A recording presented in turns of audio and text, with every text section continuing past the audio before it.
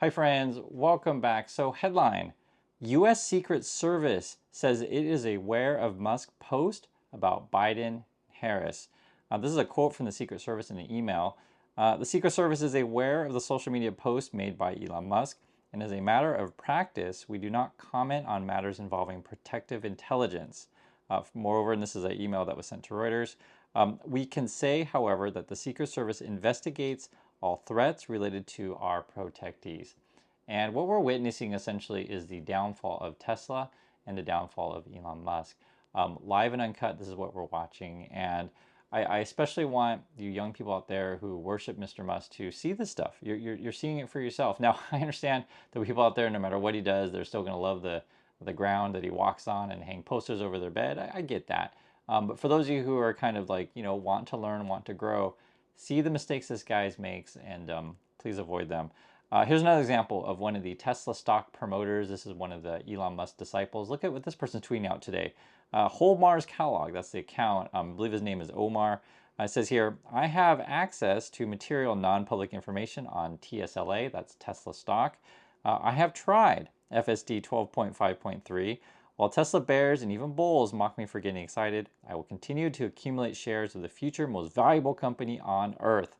And then he's tweeting out a picture of a Tesla order completed for stock. We have no idea if he's buying or selling or how much. We don't know, but we do know it's on September 17th, 2024. And guys, if you're a Tesla stock promoter, me personally, I wouldn't tweet this stuff out. He's going to claim it's a joke. That's what they do. That's what Musk does all the time. But I wouldn't tweet out, I have access to material non-public information and then like show everyone that you're buying or, well, we don't know. We'll just say he's doing something with the stock, right? He's claiming, I guess he's buying, but who knows? It's not something that you want to do. And the sad, I mean, you don't want to tweet out this kind of stuff that you have, non-public information. Basically, you don't want to be like, hey, everyone, I'm insider tweeting. Woohoo!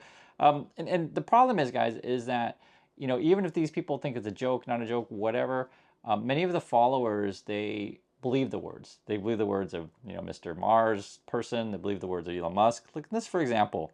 This is just 18 minutes ago coming from a top EV 7864. This person commented on my last video and they were saying here, are you a bot? That's referring to me. The word is not EQ, is IQ. Why are you calling term IQ EQ? And I write, thank you for proving my point. Another person, one of our, person that watches our channel says, laughy face. Guys, we're dealing with an audience that doesn't even know what EQ is, right? That's what we're talking about. And these kind of people follow Mr. Elon Musk. If you don't know, we're talking about emotional quotient, or you could also say emotional intelligence. And even moreover, if you don't know what emotional intelligence is, you're really proving my point. Because the point I was trying to make in the video is like, it's very clear that Elon is very, very low emotional intelligence. That's what I was saying. I use the word EQ, it's the easier way to say it. But I understand. If you don't know what I'm talking about, you're literally proving my point. And one of the problems that we have in today's market, guys, is it's so driven by hype. It's so driven by, just can I get a bunch of likes on social media? And the Musk story is so fascinating, the Tesla story, because it captures like today's world, like entirety of sort of what young people have to go through these days, right? What to believe anymore. The Musk and all their fanboys and fangirls will say, hey, only listen to what's on social media, right? Ignore everything in the news, only listen to that because that's what's truth. And then you see like Musk or, their followers say, oh, I'm buying Tesla stock today. I'm buying it tomorrow. I'm buying it next week. Like that's all they ever say, right? And then they'll, tweet out this crazy stuff of like, guys, Tesla's going to have like 1 million robots next year. It's going to have 1 million, robotaxis the next year after that. Like it's so ridiculous. And I think what's going on, in my opinion on this stuff, is that as Tesla as a company or Elon as a person keep going further and further downwards in a downward spiral, they keep kind of like having to make the lies bigger, right? The worse it gets, the bigger the lie has to be. If you don't understand this stuff, and I'll just give a quick primer, and please guys, if you want to learn the truth, you totally can. The truth is always out there if you wish to look. But the basic gist of it is this is Musk's MO for years. Right? People always say, oh, Chris, you're so dumb. Musk is the founder, CEO of so many companies. But this has been his history for years. Basically, what he does is he joins an already existing company or joins, someone else who has an idea. He brings the money. That's what Musk does. He brings the money. He was born rich. Musk likes to deny said things.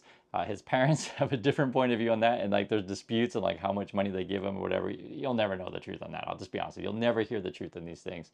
It's written in his books. It's in his interviews. There's always disputes on how much money he got from his parents. Also, on top of that, when you join another person's, sort of company, and this has been the history of Musk, a partner with other people, they always have like disagreements with him, right? He always ends up getting forced out, and he ends up actually making a bunch of money. Why? Because the original person or the people he partnered with ended up making the right decisions, and Musk just profits from that. And then he takes that money, goes to another company, and does the same thing again, right? He partners with someone else. The other people make the good decisions. He hires a bunch of people because he's got the money to do that. All those people that he hires make a bunch of good decisions. And then Musk focuses on his PR and essentially his public image. So it is true. Musk is very, very talented at public image. He's very talented at marketing. He's good at fundraising. But in order to do these things that he's done for years, is you have to be willing to lie. That's basically what it is. You have to be willing to say that you have products that don't exist. You have to be willing to say that you're going to have products in the future that will never exist. And some people, right, are comfortable with that. Some people are comfortable with the lie. Like a simple example, like when Musk tells you guys, we're going to have like a Mars base tomorrow, right?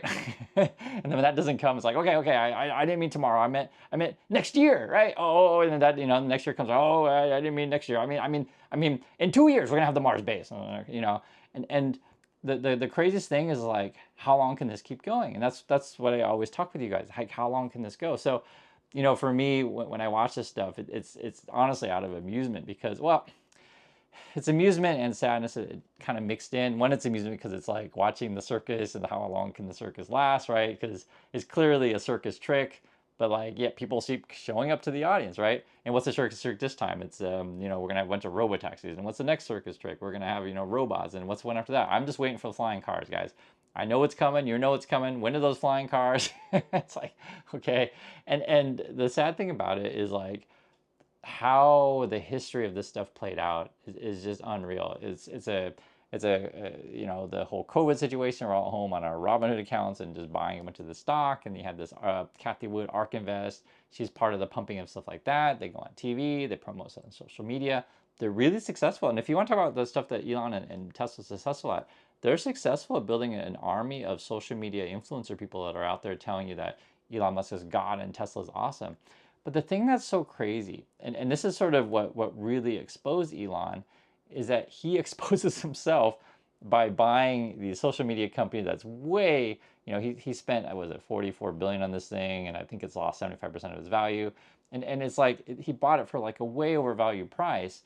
And then he tells, advertisers to go F themselves. It's like, it's laughable and sad at the same time. That's why it's entertaining. And I just prefer frank, it's entertaining. That's why I'm talking with you. But I also want this to be a learning moment, right? It's not just entertainment, it's learning because, guys, when you look at, say, the downfall of Theranos or the downfall of FTX, right? Or the downfall of WeWork or the downfall of what Nikola was at the car company, right? I think these kind of things are relatively small. And actually, FTX was quite a bit of money involved in this, but compared to the Musk thing is like this charade, the circus has been going on for years. And I think it's just this last, I think it was a combination of multiple things. One, the combination of the buying Twitter. Then you had the Cybertruck release. Why? Because that's all Musk. Like that's like the other stuff that he's done in the past. Well, the other stuff that he's been involved with in the past, I should say, has been other people. He pumps up the promises like that, but like other people have been really orchestrating that. Whereas the Twitter thing, that's him.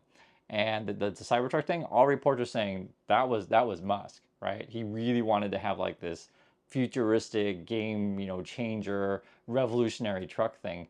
And the thing's an absolute flop. And this is sort of why like these things all coming together, but like be it the Twitter thing where, guys, this is just numbers. For me, it's just numbers. If I buy a company for 44 billion and all my advertisers leave me, right? and the company is like not profitable and I'm just bleeding cash, like it's just a numbers thing. I'm just waiting for like, okay, and he fires a bunch of employees, right? And that's a whole rigmarole, doesn't pay people, doesn't pay their compensation, etc. It's like, when is this party finally going to end? And then you have the combination of what's happening with the Fed. Like, why does the Fed matter? Well, it's like, are we pumping money into the system or not? Because it's representative of like how much money is out there for people like Elon to essentially keep the circus going. And this is all then intersects with like how we relate to each other on social media, how do we see the world, like what's our perception of reality. This all intersects together. And for those of us, guys, if you watch my channel, like I live in reality, and so I'm just like, like look at all these crazy people in the world, like that can go along with the circus. But I feel like with this whole Secret Service announcement thing, I mean, there comes a point where, dude, you got to keep your mouth shut, right? There's certain things that you got to keep your mouth shut. And for those of you who always say, "Oh, but Chris, this is all about freedom of speech. Elon can, incite any kind of, event, violence, whatever, anytime that he wants. Like he loves freedom of speech." And the simple question I pose to you, for those of you who love Mr. Elon, why doesn't Elon ever talk bad about China? It's a simple question. Please tell me, why doesn't he? Are you suggesting then that China is completely free? That they have freedom of speech, they have democracies? Is that why he doesn't do it? Because they're so awesome over there? It's a simple question, guys. And the simple answer is because he has financial interests over there, right? So the whole freedom of speech thing is, he doesn't really do that stuff. Elon just wants attention, right? And he wants to keep this charade going, and he wants your $8 to subscribe to his service to pretend he's protecting freedom of speech. And this is the other question I got asked, and this is kind of an interesting one. Like, why are you lying yourself to now Mr. Trump, who's like calls your EV stuff a scam, green energy a scam, all that kind of thing? Like why do that?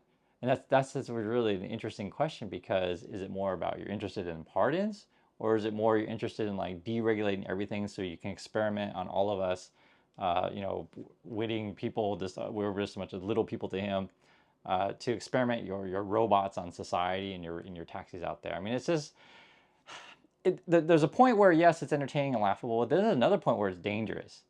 Just for example, just hear this out. Just for example, let's say, and it could happen, totally happen. The Trump wins the election, Mr. Elon becomes the Department of Doge, right?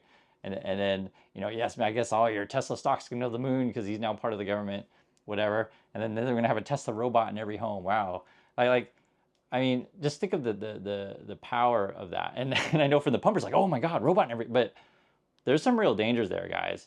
If you have someone like, for example, who's in government for profit, and also too can control the regulations and can control the safety on these said things. So there's some very serious implications with all this stuff. So anyway, I appreciate all the time for watching, and I'll catch you next video.